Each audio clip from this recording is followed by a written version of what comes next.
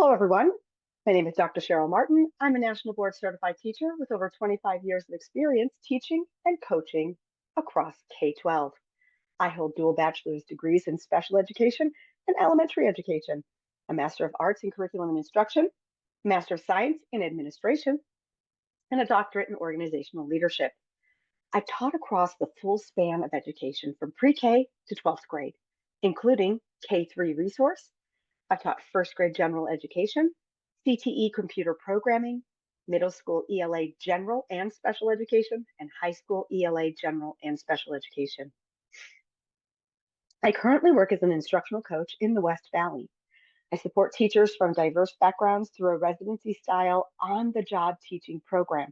And I also teach education courses at Grand Canyon University, focusing on engagement strategies, differentiation, and fostering academic conversations, which is what I'm going to talk to you about today.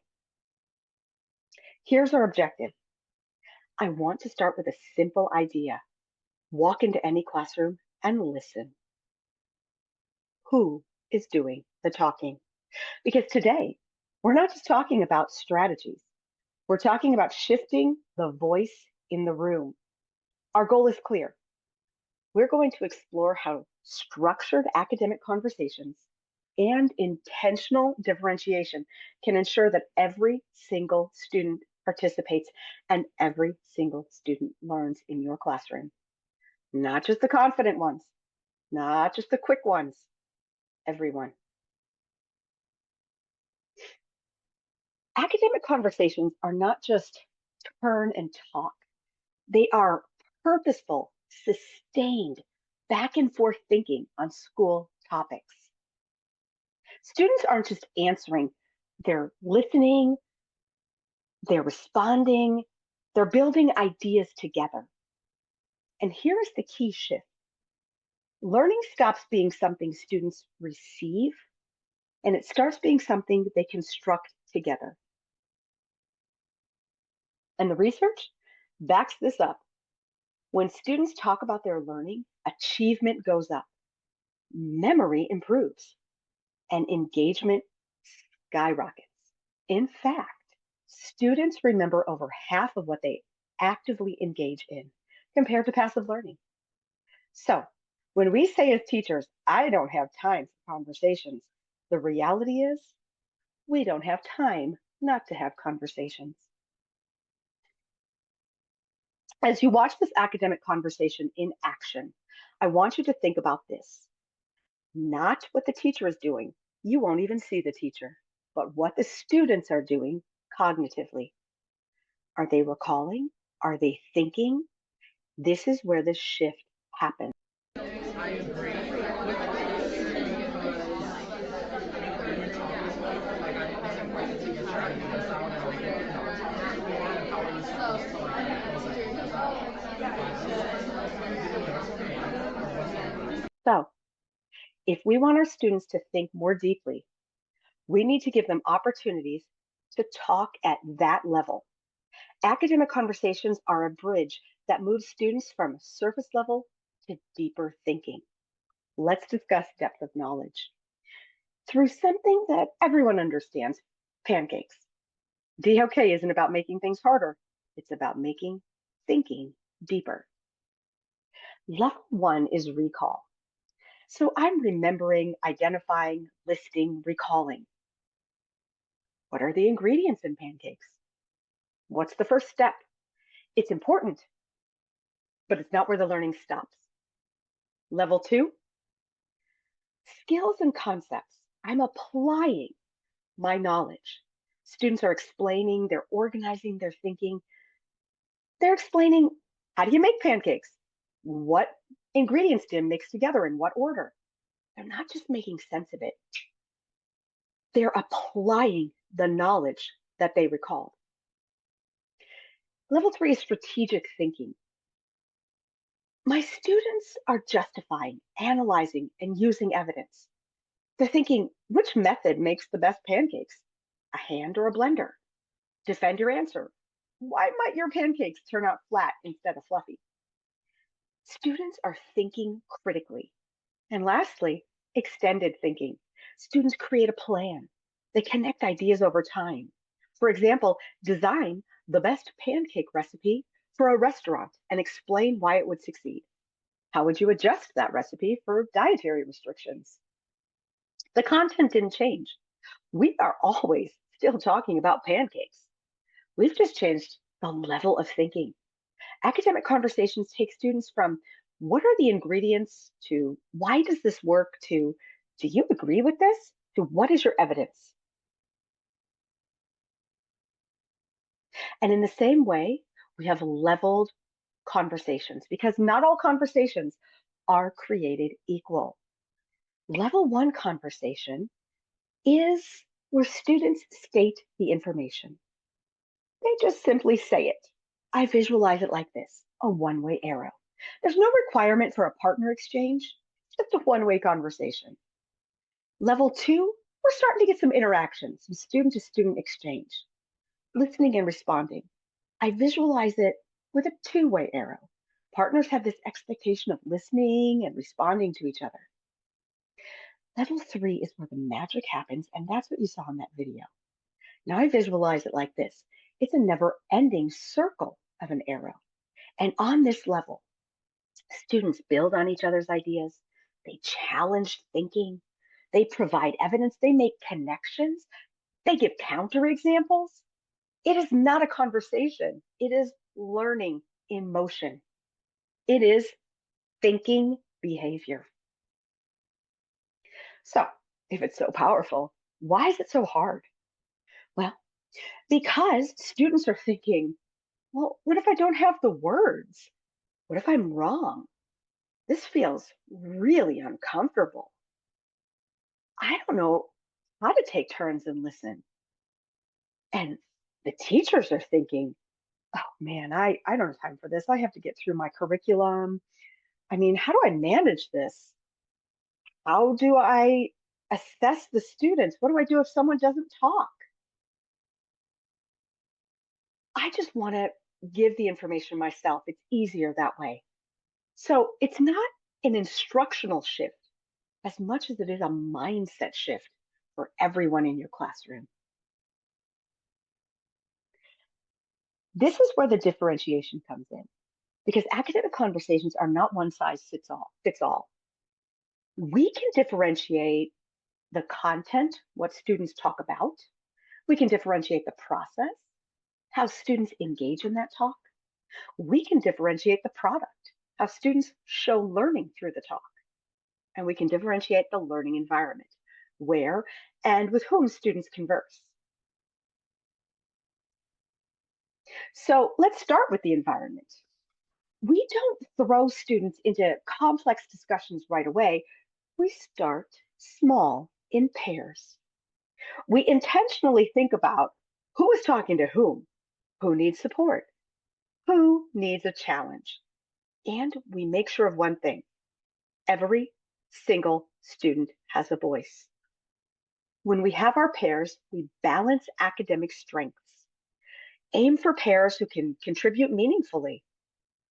Consider personality and behavior. Take into account those social dynamics of your class when you're pairing your students in the beginning. Make sure pairs are close to each other and facing each other. You need to direct students to move their chairs or their bodies to face each other. Now, once you've established this routine, you can start to rotate pairs regularly so students experience different perspectives and collaboration styles. Your goal is to ensure every student has a voice and opportunity to engage in meaningful, respectful academic discussions. And don't forget to make sure that you, as the teacher, are circulating around the room and engaging with your students and providing support and guidance as needed. Now, in the learning environment, time matters. Oh, yes. Structure of time actually creates freedom because when we set timers and give warnings and build in processing time, we reduce anxiety and we increase participation. Students don't shut down, they lean in because they know what's expected. Here are some things to consider. Well, we want to give students time to finish their thinking, so we don't want to cut them off too fast. A few seconds to process before moving on is helpful. Also, Before you just stop abruptly, give a warning. Okay, 30 seconds left. That allows for a smooth transition.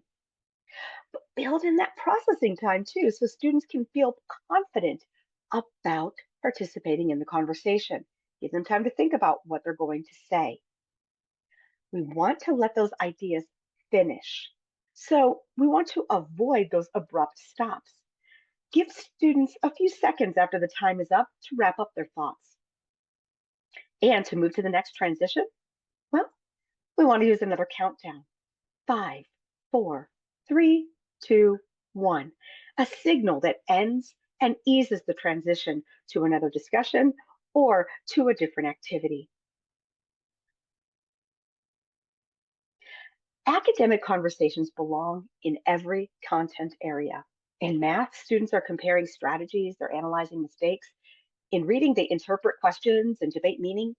In writing, they evaluate and refine their ideas. This differentiation, it allows us to adjust complexity. It provides models. It offers multiple entry points. So students are working on the same skill, just at the right level for themselves. So how do you differentiate the content within the academic conversation? Provide sentence, paragraphs, or full essay models. Students need to see what success looks like at different levels. Provide partially completed examples. I can give my students part of the work that's already done so they focus on the thinking, not starting from scratch. I provide varied examples of simple to complex. All students are working on the same concept, but the examples range in difficulty so everyone can engage meaningfully. Using models versus abstract representations.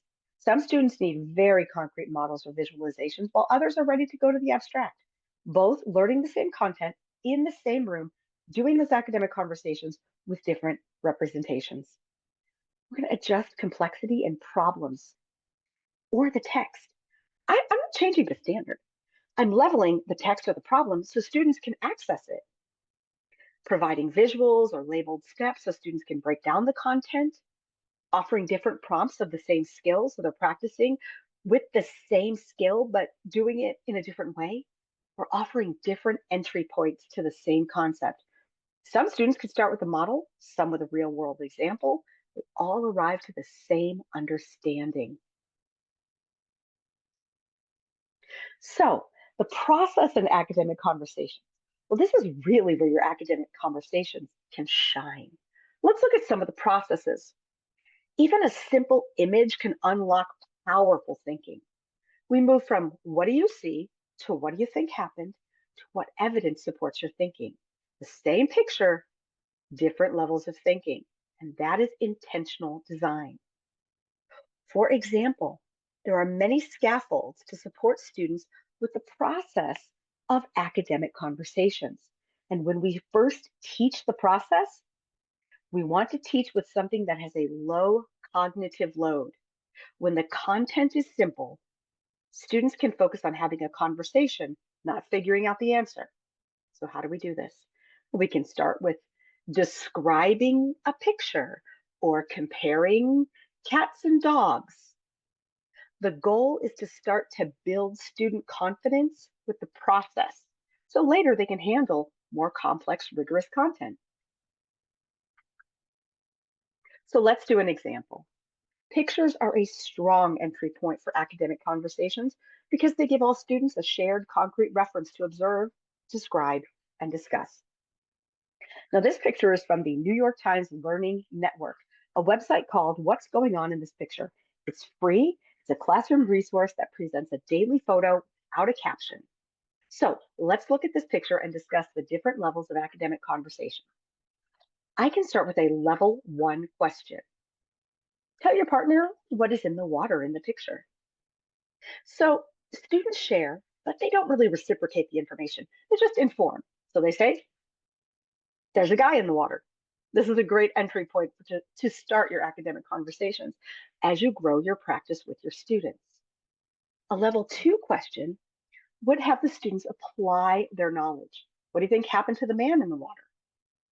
Well, we know the man in the water is something has happened, and you may hear students say, I think the man fell in a hole, Or another student respond, I think the man is hiding from the police. Now, that's it. But the evidence of listening and sharing ideas is there. When we go to a level 3 question, what is the most likely reason the man is in the water? Use evidence to support your thinking. Well, now we start to hear multiple exchanges between partners. Notice I asked to support their evidence with their thinking with evidence. So I may hear students say, I agree he could be hiding from the police, but why not just go to the doorway or get lost in a crowd instead of being in that stinky water where he can't breathe? Then there's a rebuttal. Oh, I disagree. I think he's doing it on purpose. It's the perfect hiding place because no one will look for him there. And then they add another piece of information. Hey, wait, maybe he's not hiding at all. Maybe he's just a guy who fixes the road and there's a broken pipe. As you can see, the conversation becomes much more robust and reciprocal. Now, for our students who have a hard time initiating conversations, sentence starters can be a great idea. It can be embedded throughout all the activities. This is a way to get students talking with academic conversation. These starters get them thinking deeply, get them started, but you need to teach them explicitly and revisit them often so students can use them naturally. You may want to start with 1 or 2 and then add on. They pair well with lots of academic conversation structures, like this next one. Inside outside circle. For inside outside circle, I give my students an article to read and a prompt that they have to answer. I prepare index cards and I give them blank index cards for them to write on. And I assign roles. One student is A, one student is B. Now here's where the sentence starters come in. They've read the article and I ask students who are A, finish the sentence according to the text. And you have to finish the sentence. B students, finish the sentence if students don't get regular sleep. So one student has their A card, the other B student has their card, and we go to an inside-outside circle. A students stand on the inside, B students stand on the outside, and they face each other. And they read their answer on their card. And they rotate and they repeat. Now, this activity gets every student talking and thinking. Each card gives students a concrete idea to share, which helps everyone participate, even students who are shy or unsure, or the ones who want to dominate the conversation. Using these cards with rotating partners ensures that they talk with multiple peers. They compare ideas. They practice explaining and thinking. And all of a sudden, every student at every level is participating. Now, you've probably heard of think, pair, share. Students think on their own, they talk with a partner, and then they share. Well,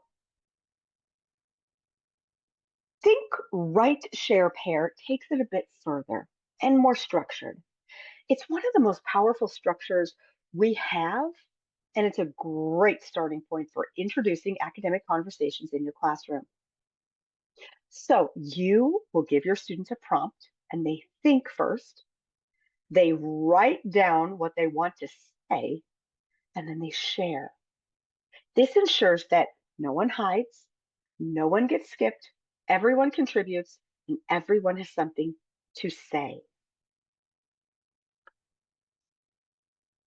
Now, in that same vein, we can do something for students for when words are not the entry point, and drawing creates that. There's think, draw, share, pair. So I can implement this. It lowers the barrier. It invites more students into the thinking process. It's a different path. It's the same destination.